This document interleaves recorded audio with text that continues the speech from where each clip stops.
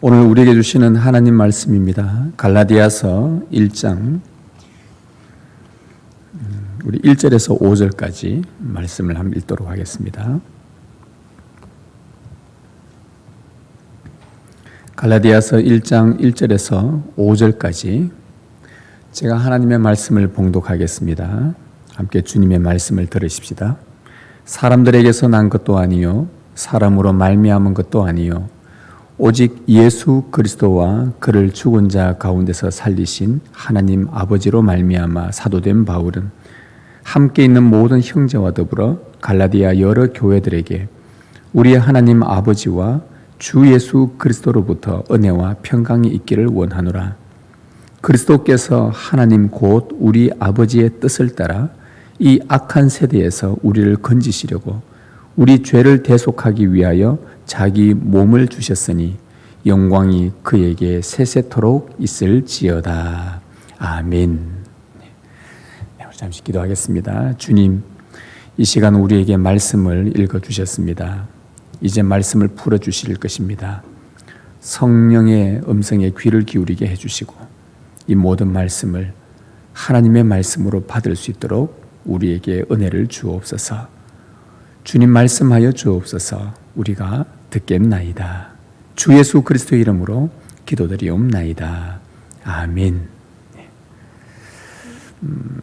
오늘은 갈라디아서 1장 1절에서 5절까지 읽었는데 4절, 5절을 중심으로 지난주에 1, 2, 3절을 했고요. 오늘 4절, 5절 두 절을 중심으로 하나님의 뜻을 따라라는 제목으로 말씀을 함께 나누겠습니다. 코로나가 온 세상을 좀 장악하면서 우리의 삶의 모든 영역이 또 여러 삶의 이 패턴들이 또 큰 혼란을 겪고 있습니다. 백신이 개발되고 또 접종을 하게 되면 아마 우리 상황은 조금 나아질지는 모르겠지만 그러나 감기 백신이 있어도 감기가 걸리는 것처럼 코로나 백신이 나와도 아마 어쩌면 코로나와 함께 우리 일상을 살아갈 것은 아마 변함이 없을 것 같습니다. 앞으로 또 다른 바이러스가 어떤 때에, 어느 때에, 어떤 형태로 나타날지도 모릅니다. 이처럼 확실치 않은 이 미래에 대해 예상치 못한 일들을 우리가 만날 때마다, 다가올 때마다 어떻게 삶을 준비해야 할지 참 많은 고민들이 있게 됩니다. 교회도 예외가 아닙니다. 모이기를 힘써라 라는 주님의 말씀이 있고 그 말씀에 따라 대면 모임이 주를 이루는 이 교회도 공예배나 성도의 교제나 양육 등 아주 중요한 이 모임들이 많은 제약들을 받고 있습니다. 이런 예상치 못한 상황에서 성도는 신앙의 삶을 어떻게 준비해야 할지에 대한 고민들이 참 많아졌습니다. 이처럼 우리의 삶에는 예고 없이 많은 일들이 이렇게 닥칩니다. 누가 코로나를 예상이나 했겠습니까? 근데 이처럼 예고 없이 어떤 일이 일어날 때마다 우리 성도는 늘 질문하는 것이 있습니다. 지금 이 상황을 허락하신 하나님의 뜻은 무엇일까? 우리에게 닥치는 여러 가지 많은 일들이 갑작스럽게 오든지 할 때마다 늘 우리는 중요하게 반복해서 이런 질문을 하죠. 지금 이 상황을 허락하신 하나님의 뜻은 뭘까? 우리가 이게 하나님으로부터 온 것일까 아닐까 지금 이 논쟁이 많습니다. 코로나가 하나님이 주신 것일까 아니면 아닐까?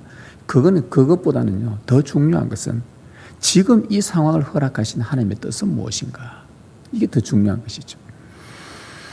예전에 제가 생각지 못했던 교회 개척이라는 것이 제게 주어졌을 때에 제가 하나님의 뜻이 뭐냐고 참 질문을 반복하며 기도했던 적이 있었습니다. 제가 원한 것도 아닌데 왜 이런 상황으로 몰아가시는지 그 이유를 몰라서 참 답답한 나머지 하나님 앞에 눈물로 호소했었던 그런 기억이 너무나 생생합니다. 왜 이 상황을 허락하셨습니까? 여러분, 이 하나님의 뜻, 우리가 자주 쓰는 하나님의 뜻, 하나님 뜻대로 하시옵소서, 하나님의 뜻이 이루어지게 하옵소서. 이 하나님의 뜻이라고 할 때 이 뜻이라는 이 단어는 성경에서 어떤 의미를 갖고 있냐 하니까 좋은 기쁨, 즐거움이란 의미를 갖고 있습니다. 이 뜻이라는 이 단어가 히브리어 레후트라는 단어와 또 헬라어에도 텔레마라는 이 단어가 뜻이 그 의미 자체가 뭐냐 하면은 좋은 기쁨, 즐거움 이런 뜻을 갖고 있습니다. 그러니까 하나님께서 뜻을 정하셨다라는 것은 그분이 좋아하고 즐거워하고 기뻐한다는 말입니다. 이 뜻이라는 단어가 그 의미예요. 그래서 하나님이 좋다면은 결론적으로 우리에게도 좋은 것입니다.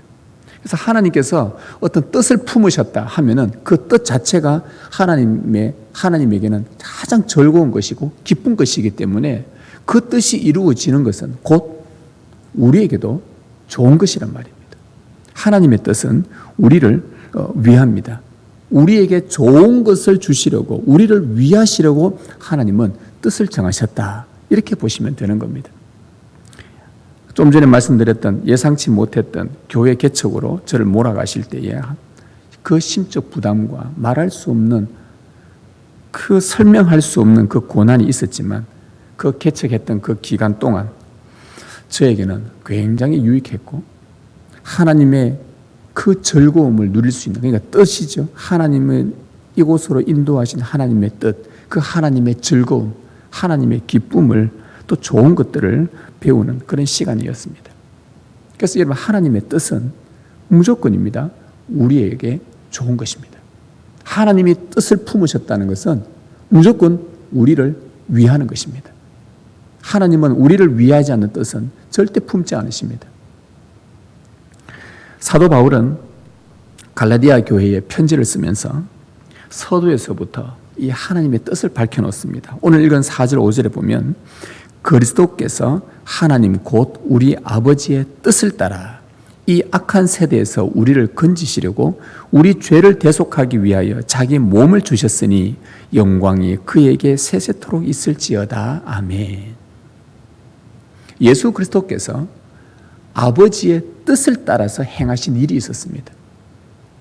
근데 여기 보면 물론 이것이 하나님의 뜻은 예수님께서 자기 몸을 주시는 것이 하나님의 뜻이고, 그리고 그 하나님의 뜻을 이루시는 목적이 뭐냐?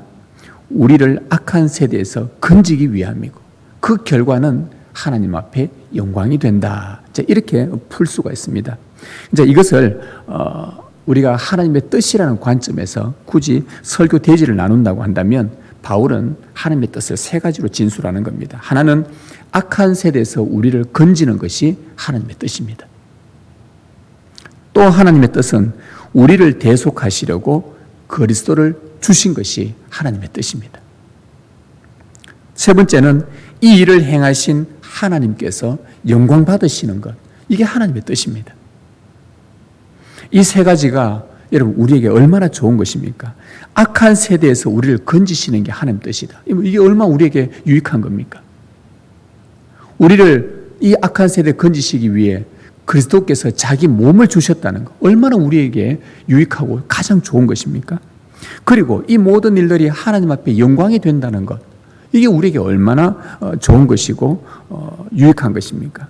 여러분, 이 뜻은 바로 그 뜻이라는 원래의 의미인 하나님의 기쁨이요, 즐거움이요. 이것은 곧 또 우리의 기쁨이요, 즐거움이 되는 것입니다. 이래서 하나님의 뜻은 우리를 위하는 것입니다.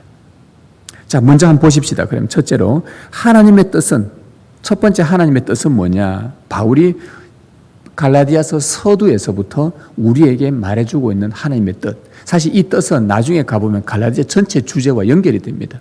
첫 번째 하나님의 뜻은 악한 세대에서 우리를 건지는 겁니다. 여러분, 악한 세대에서 우리가 건짐받는 것만큼 좋은 것이 또 어디 있겠습니까? 자녀들이 죄악에 빠지지 않도록, 그리고 혹 죄악에 빠졌다 하더라도 거기에서 건짐을 받고 나오는 것이 부모들의 기쁨이지 않습니까? 탕자가 돌아오는 것을 보고 발벗고 뛰어나가 그 아들을 얼싸 안으며 기뻐한 아버지처럼 악에서 건짐을 받는다. 그 자녀들을 부모는 기뻐할 것입니다. 이처럼 하나님께서 가장 즐거워하시는 당신의 기쁘신 뜻은 뭐냐? 자기 자녀를 악한 세대에서 건져내는 것입니다. 이게 하나님 아버지의 뜻입니다. 여러분, 지금 우리 세대는 여러분들이 봐도, 어느 누가 봐도, 심지어 불신자들이 봐도 이 세상은 참 악하다, 악한 세대라는 것을 누구나 잘 알 수 있습니다. 근데 악한가 악하지 않은가라고 사람들마다 기준이 다 다른데, 우리 믿는 사람들은 적어도 이 세대가 악한 세대인가 그렇지 않은가를 판단할 수 있는, 판별할 수 있는 가장 좋은 잣대가 우리에게 주어져 있습니다. 그게 뭐냐 하면 하나님께서 우리에게 주신 10가지 계명입니다. 10가지 계명을 잣대로 딱 놓고 보면, 이 세대가 악한 세대인가 그렇지 않은 세대인가를 금방 구분할 수 있습니다. 자, 한번 보십시다.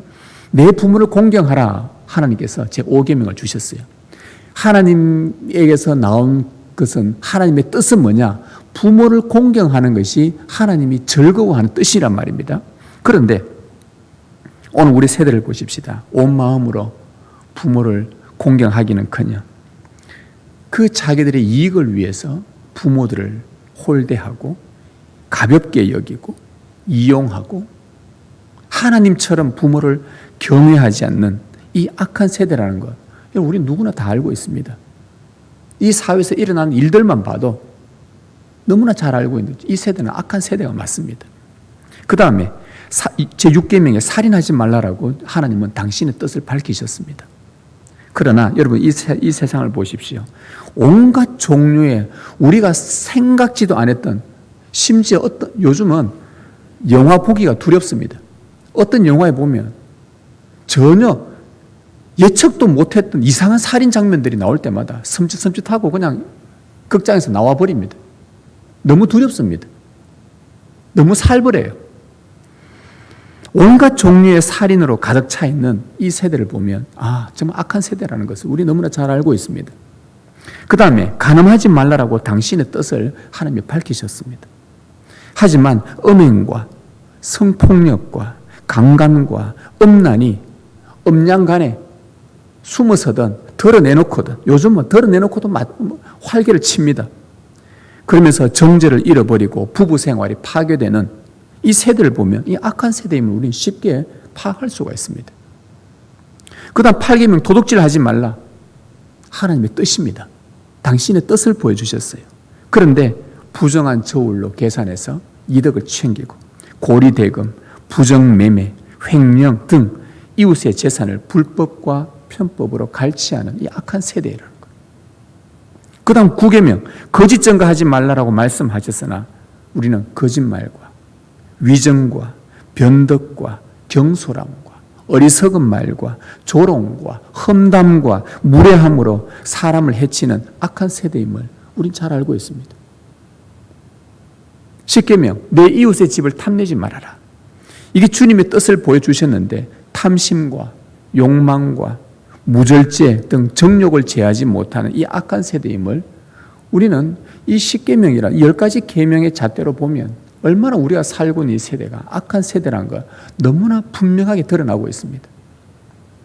여러분, 이 명령이 언제 주어졌느냐? 이 10가지 계명이 언제 주어졌느냐? 오늘 우리가 사는 이 시점으로 계산해서 약 3,500년 전입니다. 모세 시대에 하나님이 주신 것입니다. 그러나 그 뜻에 순응하는 자들을 찾기란 참 어려웠습니다. 그 당시나 지금 우리가 살고 있는 이 세대나 별반 달라진 것 없이 악한 세대가 계속 이어져 오고 있음을 우리는 보게 됩니다. 결국 악한 세대란 뭐냐? 하나님의 뜻, 우리 성도가 이 시대를 바라볼 때에, 오늘 우리가 하나님의 말씀을 근거로 해서 볼 때에 악한 세대라는 것은 하나님이 그토록 즐거워하시고 기뻐하시는 당신의 뜻이 있는데 그 뜻과 거리가 먼 세대를 악한 세대라고 우리는 정의를 할 수 있습니다. 복음의 피리를 불어도 춤추지 않는 세대입니다. 하늘의 천국의 복음을 전해도 눈 끔찍하지 않는 세대입니다. 말씀이 들려도 전심으로 기뻐하지 않는 세대입니다. 이거는 지금 오늘날 교회 안에서도 일어나고 있는 일이죠. 천국의 말씀이 들려도 그렇게 마음을 다해서 기뻐하지 않는 세대입니다.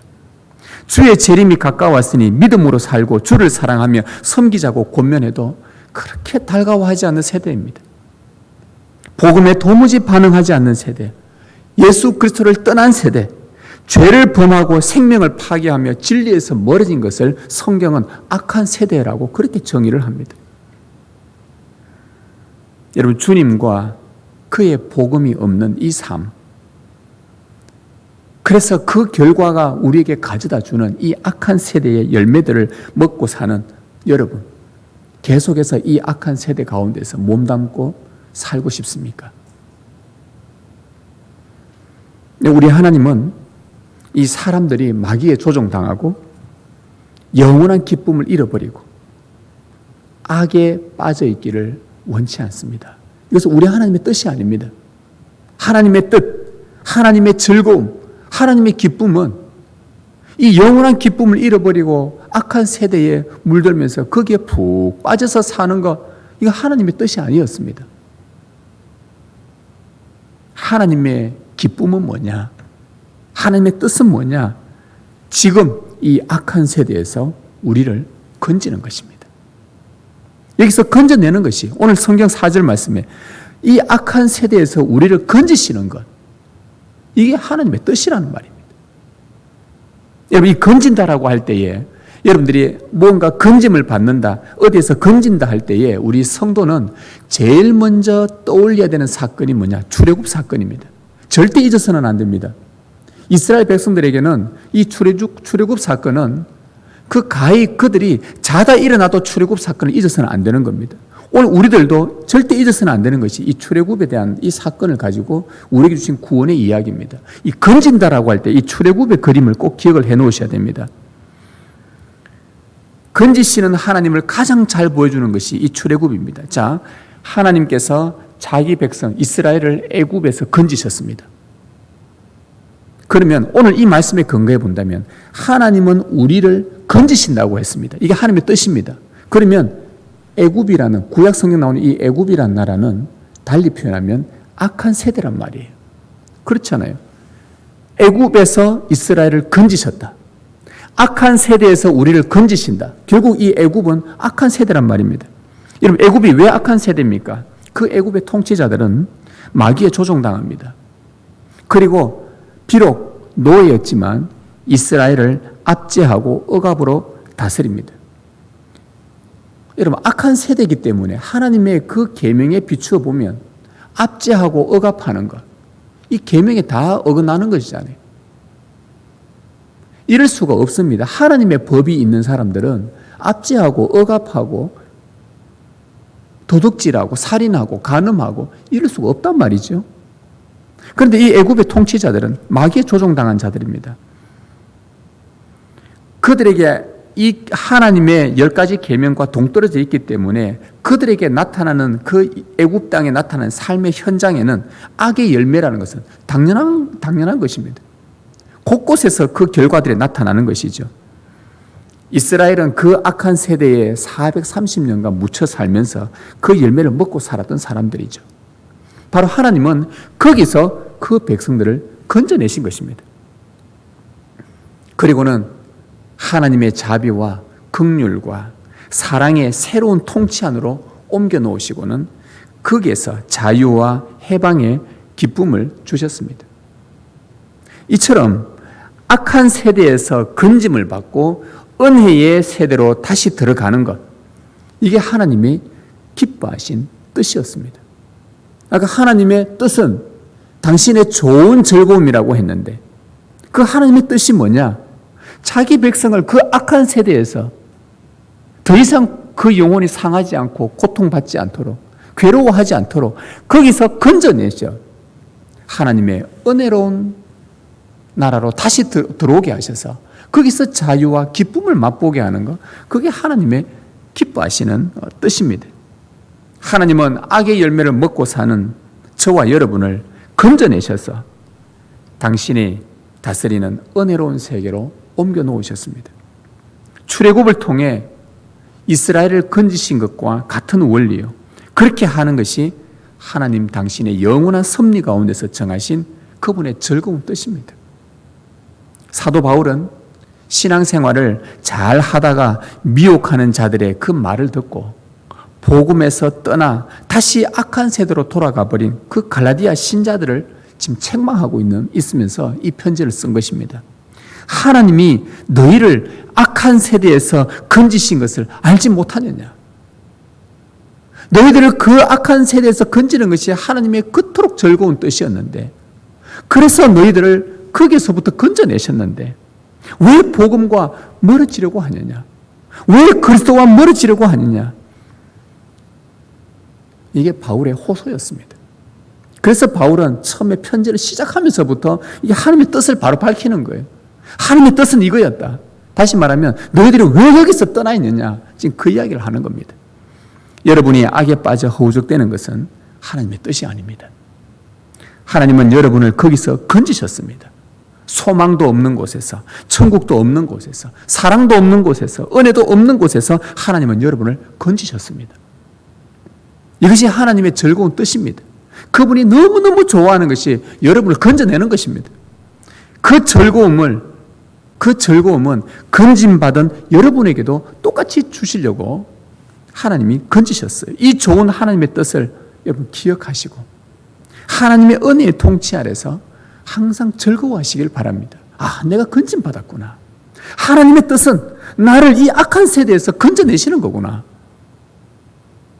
이게 하나님의 첫 번째 뜻입니다. 자, 그 다음에 그럼 하나님께서 이 악한 세대에서 여러분을 건지시는데 어떤 방법으로 건지시는가?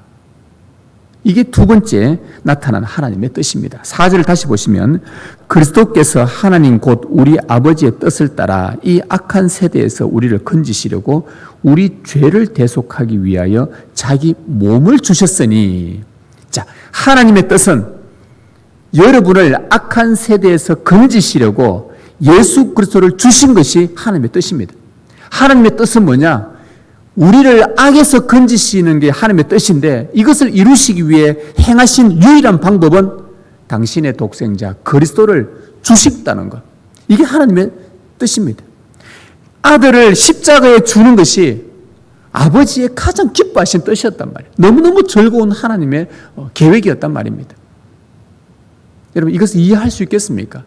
자기 아들을 십자가에 죽도록 내어주는 것이 하나님이 너무너무 즐거워하는 당신의 뜻이다.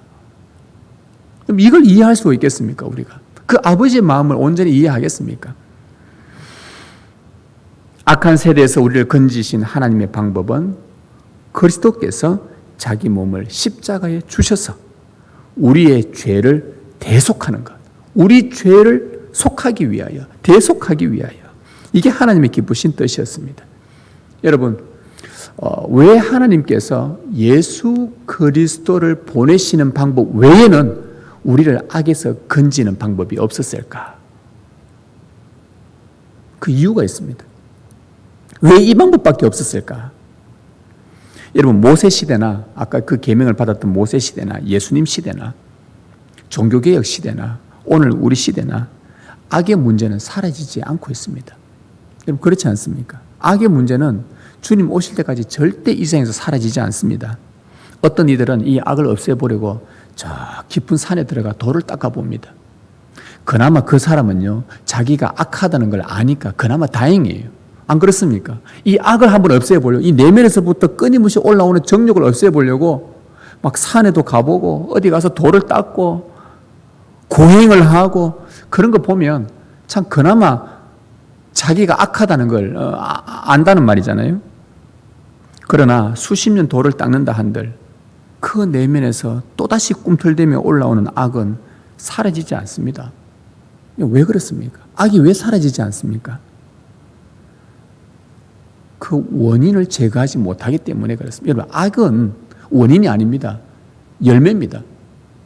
사람들이 악을 행하는 것은 사람들이 범죄하고 사고를 치고 살인하고 이건 다 열매입니다. 악의 열매입니다. 그럼 이 악의 기원이 뭐냐? 죄거든요. 죄가 기원이고 그 악은 그 죄로 말미암아 나타난 삶의 열매들입니다. 즉 죄 문제가 해결되지 않는 한 이 세상의 악은 사라지지 않는다는 말이에요. 저 사람 정말 악하다. 어떻게 저런 일을 할 수 있을까? 그건 죄가 사라지지 않는 한 이 악은 항상 일어나는 법입니다. 죄 문제가 해결되지 않는 한 인간 안에 있는 분노, 사라지지 않습니다. 인간 안에 있는 범죄, 사고, 이 땅의 전쟁 절대 사라지지 않습니다. 죄 문제 해결되지 않는 한. 모든 인생 문제의 뿌리는 죄입니다. 사람은 모태로부터 잉태되면서부터 죄를 가지고 있고 태어나면서 죄를 갖고 태어납니다.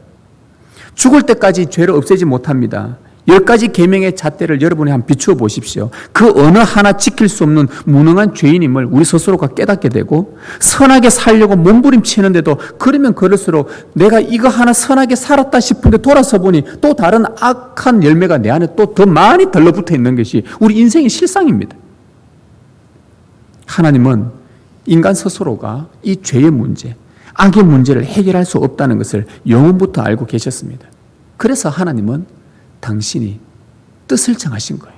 기쁘신 뜻을 정하셨는데 그게 뭐냐? 그 죄를 해결하기 위해 오직 한 가지 방법, 그리스도를 십자가에 죽도록 내어주는 것, 이것밖에 없었습니다. 죄 없으신 분이 죄인들을 위해서 십자가에 죽는 것. 왜 십자가에 죽도록 내어주시는가? 죄의 값은 우리가 알고 있듯이 영원한 사망입니다. 죄의 값을 치르기 위해서는 사망이라는 대가를 치러야 하기에 그리스도는 죄가 없으신데도 불구하고 여러분의 죄를 사하려고 자기 몸을 십자가에 죽도록 내어주신 것입니다. 이것은 하나님 아버지께서 그토록 원하고 원하셨던, 즐거워하고 기뻐하셨던 당신의 뜻이었습니다. 예수 그리스도는 그 아버지의 뜻을 그대로 받들어서 그분 또한 기뻐하는 마음으로 우리의 구원을 위해서, 우리를 악한 세대에서 건지시기 위해서, 우리를 대속하시기 위해서 당신을 십자가에 기꺼이, 그것도 즐거워하며 즐거운 마음으로 자신의 전부를 다하여 생명을 주신 것입니다. 하나님의 뜻은 우리가 이 죄로부터 건짐을 받아서 더 이상 죄로 말미암은 악의 열매와 거리가 먼 새로운 은혜의 세계를 맛보며 살도록 하는 것이 하나님의 뜻입니다. 우리의 구원을 위해서 하나님은 당신의 아들을 십자가에 내어주기를 너무나도 기뻐하셨습니다. 여러분 얼마나 좋습니까? 우리를 건지시려고, 악에서 건지시고 우리를 대속하시려고, 우리의 영원한 이 악의 원인인 이 죄를 용서하시기 위해서 당신의 아들을 십자가에 죽도록 내어주는 것이 그분의 기뻐하시는 뜻이었다. 우리는 무엇을 드릴 수 있습니까? 뭐 드릴 수 있는 게 있습니까? 우리가 어떤 그 행위로 주님 앞에 드릴 수 있는 게 있겠습니까? 행위로 덤벼들다가는 오히려 우리는 더 복음에서 멀어지는 사람들이 되는 거예요. 이 은혜를 바라보며 신뢰하며 붙드는 것밖에 없는 겁니다. 그렇지 않습니까? 사도 바울은 악한 세대에서 건짐을 받도록 그 갈라디아 신자들을 처음부터, 갈라디아 시작부터 그리스도의 십자가로 그들을 계속 이끌어갑니다.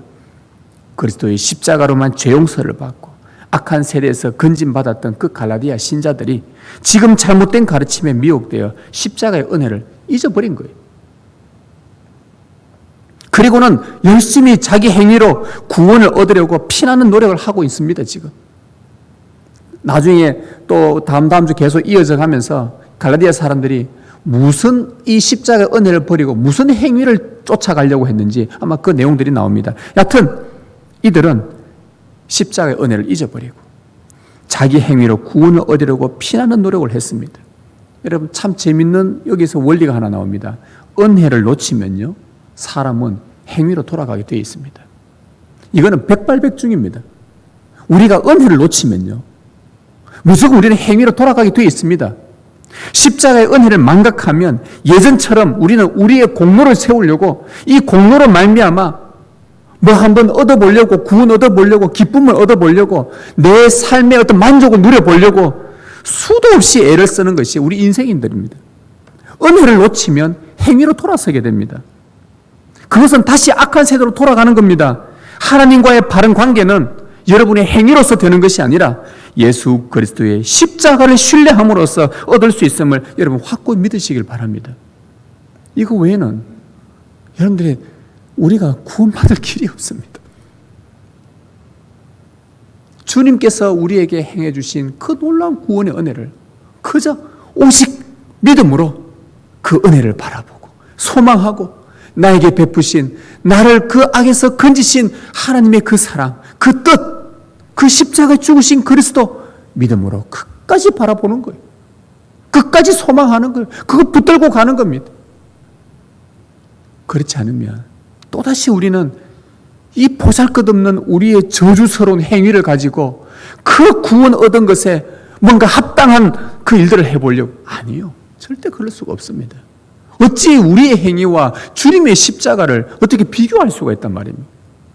말도 안 되는 소리죠.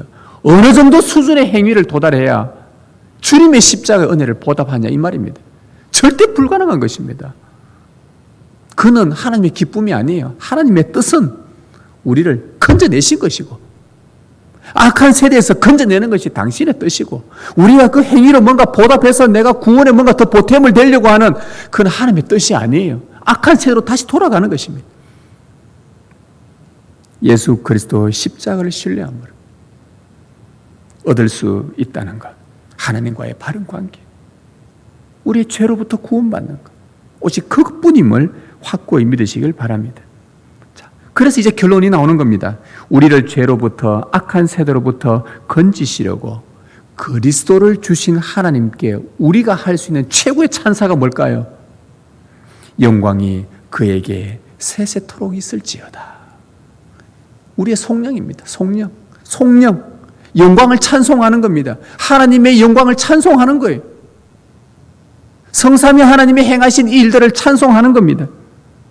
하나님의 마지막 뜻은 그분이 행하신 모든 일에 대해서 우리로부터 영광을 받으시는 것입니다. 그렇구나. 이것이 우리가 깨달음 믿고 성령으로 말미암아 우리를 깨닫게 하신 그 성령 하나님 앞에 영광을, 그리고 그 성령께서 깨닫게 하셔서 예수 그리스도를 주셨다는 하나님의 뜻을 깨닫게 된 게 그 영광을, 이 모든 일들을 계획하시고 우리에게 악한 세대에서 건지시고 예수 그리스도를 우리에게 주신 것이 하나님의 즐거운 뜻이라고 알게 된 것, 이걸 알고서는 하나님 앞에 영광을, 하나님, 성삼위 하나님, 세세토록 영광이 당신께 있을지어다. 이게 우리의 찬송입니다. 우리를 성령, 이 영광을 노래하는 것으로 이끌어가는 겁니다. 여러분이 예수 그리스도와 그의 십자가 복음에 여러분의 전 인격을 초점 맞추면 여러분에게는 하나님의 영광, 하나님의 명예, 하나님의 찬양이 궁극적으로 여러분의 이 내면에서부터 터져나와 그 하나님 앞에 성령으로 나아가게 될 것입니다. 하나님은 우리를 죄에서 건지시고 악한 세대에서 건지시고 주님의 은혜로운 통치로 옮기셔서 그 나라에서 영원히 주님을 찬송하도록 하셨습니다. 이것이 하나님의 기쁘신 뜻입니다. 이 일을 위해 하나님은 모든 구속 역사를 이루셨습니다. 하나님은 영원토록 찬양받기에 합당한 분이십니다. 성도 여러분, 악한 마귀는 악한 세대의 신입니다. 공중의 권세 잡은 자로서 이 세대의 신으로 불림받습니다. 그리고는 불신자들의 삶을 지배합니다. 그러나 우리는 그리스도를 내어주신 하나님의 뜻으로 말미암아 악한 세대에서 건진받았습니다. 그리스도 예수 안에서 은혜가 다스리는 새로운 세상으로 우리가 들어왔지만, 그러나 아직 주님 오실 때까지는 이 악한 세대의 동시대에 이 동시로 몸을 담고는 살아가고 있습니다. 우리의 신분은 이미 구원을 받아서 하나님 나라에 속한 자이지만, 그러나 우리 몸은 아직까지 이 악한 세대에 몸 담고 있습니다. 이미 하나님 나라에 들어왔지만 아직 완성되지 않는 하나님 나라 그 사이에서 그래서 우리 신학에서는 이미와 아직이라는 단어를 항상 자주 사용합니다. 여러분들도 이것을 잊지 않기를 바랍니다. 이미 우리는 하나님의 은혜로 하나님 나라에 들어왔지만 아직까지 구원을 이루어 가야 되는 그 사이에, 이미와 아직 사이에 우리는 살아가고 있습니다. 그러다 보니 정신 차리고 깨어 있지 않으면 은혜를 맛보고도 이 악한 세대의 가치와 생각과 가르침에 순식간에 우리는 물들 수가 있습니다. 그러나 그럴 때마다 여러분들이 이 주의를 기억하십시오. 하나님이 여러분들을 은혜로 초청하시는 이 주의를 기억하시고 주일마다 또다시 그리스도의 복음을 듣고 우리가 악한 세대에서 건진받았다는 것을 기억하십시오. 지금 이 시간에 각 가정에서 실시간으로 예배 드리고 있는 우리 성도 여러분, 제가 지금 여러분들이 보이지는 않지만 다시 한번 자리를 딱 이렇게 마음 잡고, 혹시 누워 계시는 분 없는지 모르겠습니다. 뭐 대충 앉아 있는 분이 있는지 없는지 모르겠습니다. 여러분, 이 주일 여러분 소중히 여기십시오. 이 날은 하나님께서 우리를 악한 세력에서 건지셨다고 이 복음을 전해주는 날입니다.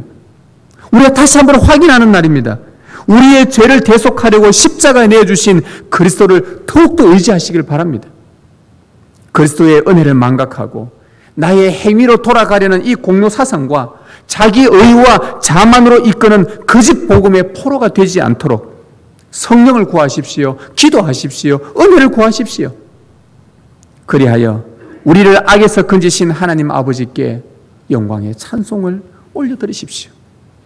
이 모든 것은 영원부터 하나님이 정하신 뜻이요, 우리를 위해서, 우리에게 이 즐거움을 함께 나누시기 위해서 주신 하나님이 행하신 일입니다. 성삼위 하나님 앞에 찬송과 영광을 올려드립니다. 아멘.